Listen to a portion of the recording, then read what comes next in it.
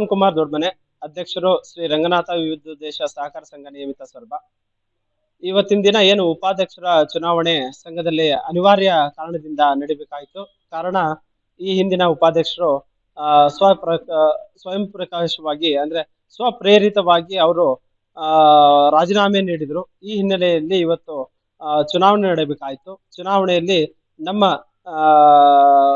ಸೊಸೈಟಿಯ director ಆದಂತಹ Sridhar V ಶೆಟ್ರು ಅವರು ಚುನಾವಣೆಗೆ ನಾಮಪತ್ರವನ್ನು ಸಲ್ಲಿಸಿದ್ವಿ.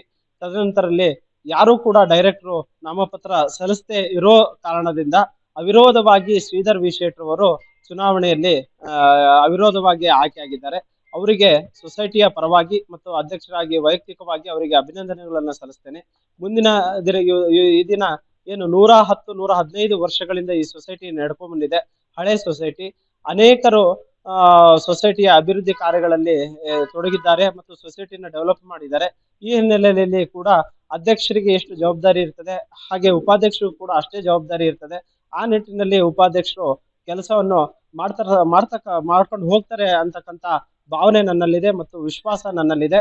ಅವರು ಎಲ್ಲಾ ಷೇರ್ದಾರರಿಗೆ ವಿಶ್ವಾಸವನ್ನು ತೆಗೆದುಕೊಂಡು ಹಾಗೆ ಡೈರೆಕ್ಟರ್ನ ವಿಶ್ವಾಸ ತೆಗೆದುಕೊಂಡು ಸೊಸೈಟಿನ ಮುನ್ನಡೆಸ್ಕೊಂಡು ಹೋಗ್ತಾರೆ ಅಂತಕ್ಕಂಥದ್ದು ನನ್ನಲ್ಲಿ ಭರವಸೆ ಇದೆ.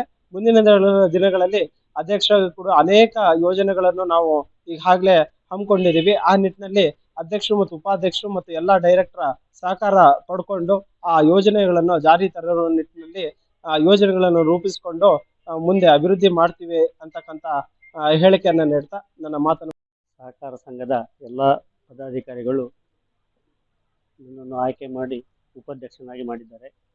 ಮುಂದಿನ ದಿನಗಳಲ್ಲಿ ಯಾವುದೇ ಒಂದು ಅಭಿವೃದ್ಧಿ ಕೆಲಸ ನಮ್ಮಲ್ಲಿ ಬಂದಲ್ಲಿ ಅಥವಾ ನಮಗೆ ಕಂಡಲ್ಲಿ ನಾವು ಅದನ್ನು ಏನು ಮಾಡಬೇಕು, ಏನು ಬಿಡಬೇಕು ಅನ್ನೋದನ್ನೆಲ್ಲ ಅರಿದು ಒಂದು ಅಭಿವೃದ್ಧಿಯ ಕೆಲಸವನ್ನು ನಾವು ಮಾಡ್ತೀವಿ ಅಂತ ನಾನು ಈ ವಿಷಯದಲ್ಲಿ ಹೇಳ್ತಾ, ಯಾವುದೇ ಒಂದು ಸಣ್ಣ ತಪ್ಪುಗಳನ್ನು ಮಾಡಲಿಕ್ಕೆ ನಾವು ಬಿಡೋದು ಇಲ್ಲ, ನಾವು ಮಾಡೋದು ಇಲ್ಲ ಅಂತ ನಿಮಗೆ ಮಾಧ್ಯಮದ ಜೊತೆಗೆ ನಾನು ಹೇಳ್ತಾ, ಯಾವುದೇ ಒಂದು ಬಡವ ಜನ ಬರಲಿ, ಅವ್ರಿಗೆ ಒಂದು ದಿನ ಅಕ್ಕಿ ಕೊಡೋದು ಲೇಟ್ ಆದರೂ ಕೂಡ ನಾವು ಮತ್ತೆ ರಿಟರ್ನ್ ಅವ್ರನ್ನ ಕರೆಸಿ ಅಕ್ಕಿ ಕೊಡ್ತೇವೆ.